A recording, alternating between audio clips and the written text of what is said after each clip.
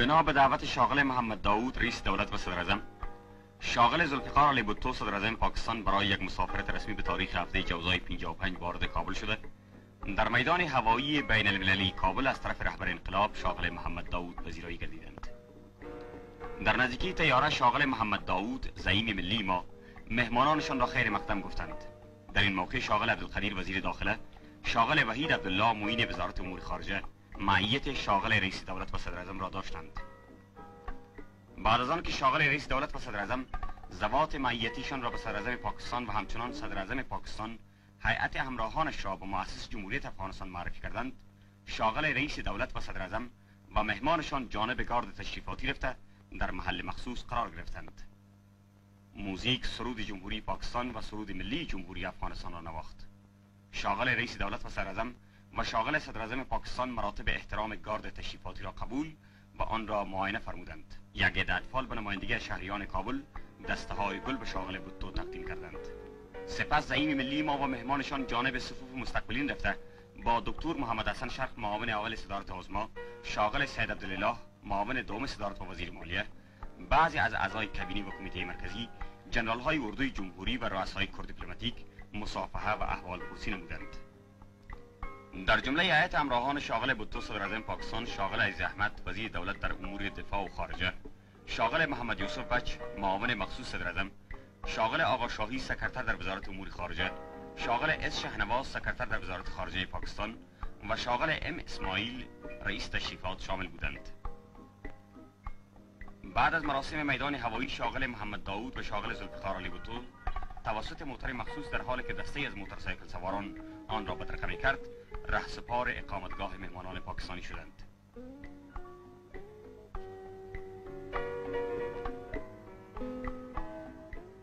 شاغل ذوالفقار علی بھٹو صدراعظم پاکستان ساعت 4 روز هفته جوزا با شاغل محمد داوود رئیس دولت و صدراعظم در قصر گلخانه ارگ جمهوری ملاقات نمودند.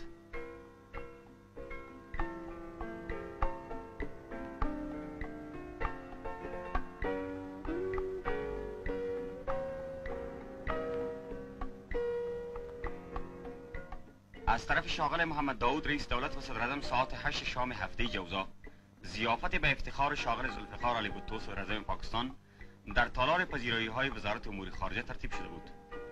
در این دعوت شاغل محمد نعیم، دکتر محمد حسن شرق معاون اول صدارت عظما، شاغل سید عبدالله معاون دوم صدارت و وزیر مالیه، بعضی از اعضای کابینه و کمیته مرکزی، عده‌ای از جنرال ها و کور دیپلماتیک مقیم کابل، بعضی از همراهان شاغل صدراعظم پاکستان، سفیر کبیر پاکستان مقیم کابل و بعضی از اعضای سفارت کبرایان کشور اشتراک ورزیده بودند.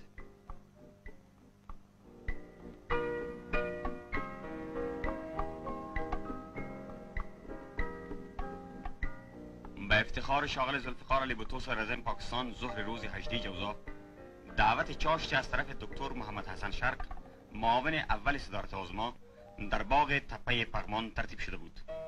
در این دعوت شاغل سید عبدالله معاون دوم صدارت و وزیر مالیه، عده‌ای از اعضای کابینه و کمیته مرکزی و بعضی از مامورین عالی رتبه عسکری و ملکی و همراهان شاغل صدراعظم پاکستان اشتراک ورزیده بودند. شاغل محمد داوود رئیس دولت و صدراعظم و شاغل ذوالفقار علی بھٹو صدراعظم پاکستان ساعت 2:30 صبح 18 جوزا در قصر گلخانه با هم ملاقات نموده مذاکراتشان در یک فضای دوستانه آغاز و ختم گردید. شاغل ذوالفقار علی بھٹو صدراعظم پاکستان برای مشاهده آثار و آبدات تاریخی ولایت بامیان توسط طیاره باختر افغان الوتنه به مرکز آن ولایت مواصلت کرد. در میدان هوایی بامیان از طرف والی و مأمورین دوایر مرکزی ولایت بامیان استقبال گردید.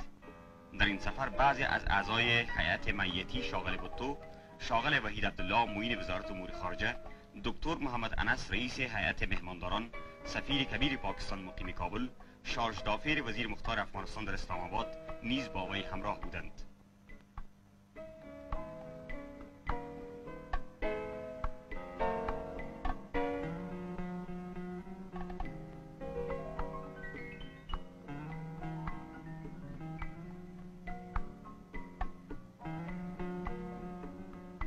آخرین دور مذاکرات شاغل محمد داوود رئیس دولت و صدراعظم و شاغل ذوالفقار علی بھٹو صدراعظم پاکستان در قصر گلخانه ارگ جمهوری در فضای دوستانه و صمیمانه صورت گرفت. در این مذاکرات از طرف افغانستان دکتر محمد حسن شرق معاون اول صدارت عظما، شاغل سید عبدالله معاون دوم صدارت و وزیر مالیه، شاغل وحید عبدالله معین وزارت امور خارجه و شاغل عبدالصمد غوث مدیر عمومی سیاسی آن وزارت و از طرف پاکستان شاغل عزیز احمد وزیر دولت برای امور خارجه و دفاع، شاغل محمد یوسف بچ مشاور مخصوص صدر اعظم و شاغل آقا شاهی سکرتر در وزارت امور خارجه پاکستان شرکت داشتند.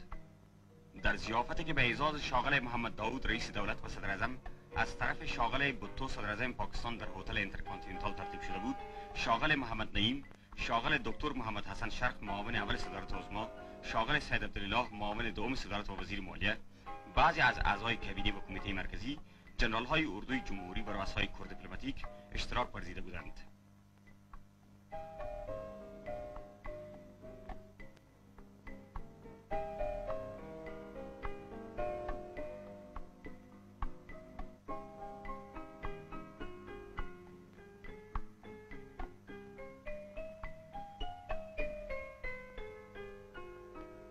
شاغل بوتو صدر اعظم پاکستان در این دعوت گفت: من به افغانستان مسافرت کردم تا مشکلی که بین دو کشور موجود است حل گردد. ما راجع به این مشکل تبادل افکار کردیم و مذاکراتی که در یک فضای دوستانه و صمیمانه صورت گرفت زمینه خیلی مساعده را برای درک حقایق موضوع فراهم ساخت. متقابلتاً شاغل محمد داوود زعیم ملی ما فرمودند: در طول چند روز مسافرت شاغل بوتو به افغانستان مذاکرات ما در یک فضای دوستانه و صمیمانه صورت گرفت و طرفین موقف همدیگر را به خوبی و حسن صورت درک نمودند. با برادران پاکستانی ما توسط شما و همراهانتان اطمینان میدهم که ملت افغانستان جز دوستی و برادری با ملت پاکستان آرزوی دیگری ندارد. شاغل ذوالفقار علی بوتو صدر اعظم پاکستان روز 21 جوزا به کشورش بازگشت.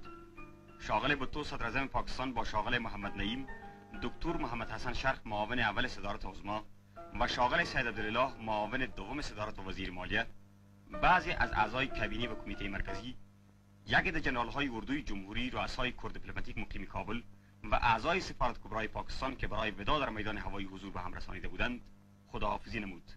سپس موزیک سرود ملی جمهوری پاکستان و سرود ملی جمهوری افغانستان را نواخت، مراتب سلام و احترام گارد تشریفاتی را قبول و آن را معاینه فرمودند.